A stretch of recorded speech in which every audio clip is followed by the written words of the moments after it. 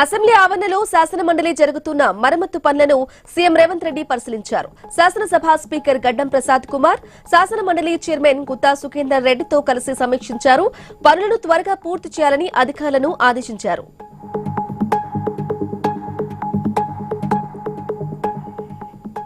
రాష్ట్రంలో అభివృద్ధి double speed తో దూసుకుపోతుందని టీడీపీ అధికార ప్రతినిధి మోకా ఆనందసాగర్ అన్నారు. చంద్రబాబు, పవన్, లోకేష్ రాష్ట్రాన్ని అద్భుతంగా అభివృద్ధి చేస్తున్నారని ప్రశంసించారు. సిఐఐ సమ్మిట్ తో 615 కంపెనీలు పెట్టుబడులు పెట్టేందుకు ముందుకు వచ్చాయని తెలిపారు.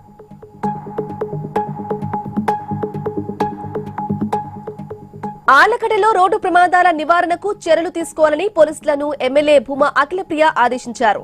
కిట్కో గృహ సముదాయాలకు వెళ్లే సర్వీస్ రోడ్డును పరిశీలించారు. రహదారి నిర్మాణ లోపాలు, ట్రాఫిక్ సమస్యలపై అధికారులను అడిగి తెలుసుకున్నారు. తక్షణమే సర్వీస్ రోడ్లను ఏర్పాటు చేయాలని సూచించారు.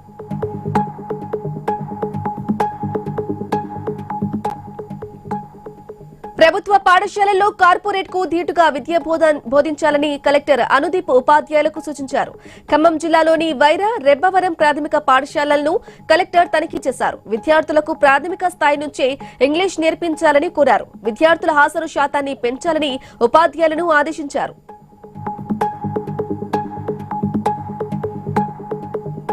కర్నూలు జిల్లాలో దారుణం జరిగింది. దుద్ది గ్రామంలో మామ గొంతు కోసి హత్య చేశాడు అల్లుడు. కుటుంబ సమస్యల విషయంలో మందలించడంతో ఈ ఘాతుకానికి పాల్పడ్డాడు అల్లుడు నర్సింహులు. పోలీసులు కేసు నమోదు చేసుకుని దర్యాప్తు చేపట్టారు.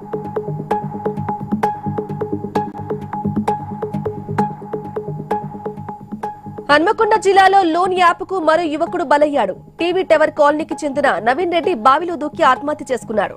పోలీసులు ఘటనా స్థలానికి చేరుకుని విచారణ చేపట్టారు.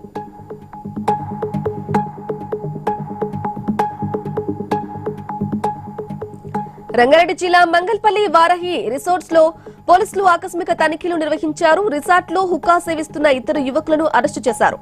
వారి నుంచి హుక్కా, ఫాట్, ఫ్లేవర్స్ స్వాధీనం చేసుకున్నారు.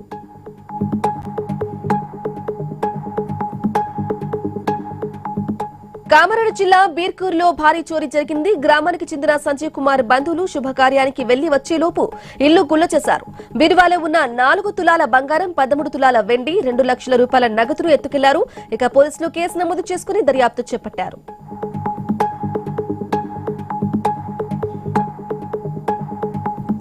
హైదరాబాద్ లో భువనగిరి ఎస్ఓటీ పోలీసులు రైడ్స్ నిర్వహించారు. ఉప్పల్లోని రామ్దేవ్ కిరాణం అండ్ జనరల్ స్పోర్ట్స్ లో నకిలీ హార్పిక్ టాయిలెట్ క్లీనర్ బాటిళ్లు, పారాచూట్ హెయిర్ ఆయిల్ బాటిళ్లను స్వాధీనం చేసుకున్నారు. షాప్ యజమాని సురేష్ కుమార్ ను అదుపులోకి తీసుకున్నారు.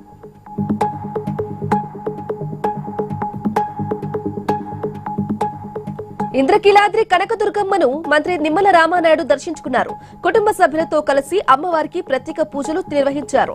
రాష్ట్ర ప్రజలందరూ సుఖ సంతోషాలతో ఉండాలని అమ్మవారికి ప్రార్థించారు.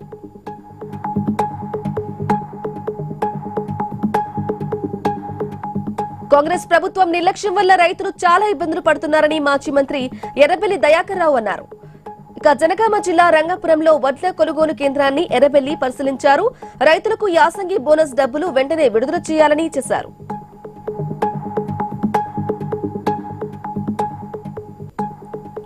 సికింద్రాబాద్ ఎంఆర్ఓ ఆఫీస్ లో సర్వేయర్ కిరణ్ ఏసీబీకి పట్టుబడ్డాడు.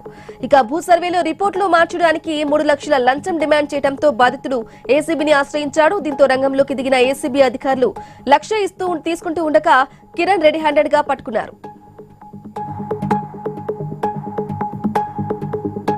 విద్యా వ్యవస్థలో సంస్కరణలపై ఇంటర్మీడియట్ బోర్డు ఉద్యోగులు సంఘం హర్షం వ్యక్తం చేసింది.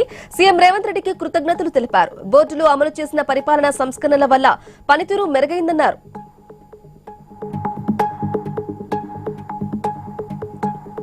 నెల్లూరు జిల్లా డేగపూడి రాజుపాలెం వద్ద రహదారిపై కల్వర్టు కూలిపోయింది. దీంతో వాహన రాకపోకలు నిలిచిపోయాయి.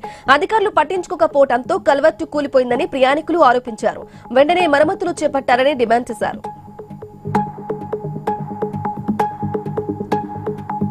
జగిత్యాల జిల్లాలో విషాదం చోటు చేసుకుంది. కోరుట్లలో ఓ ప్రైవేటు ఆసుపత్రిలో బాలుడు మృతి చెందాడు.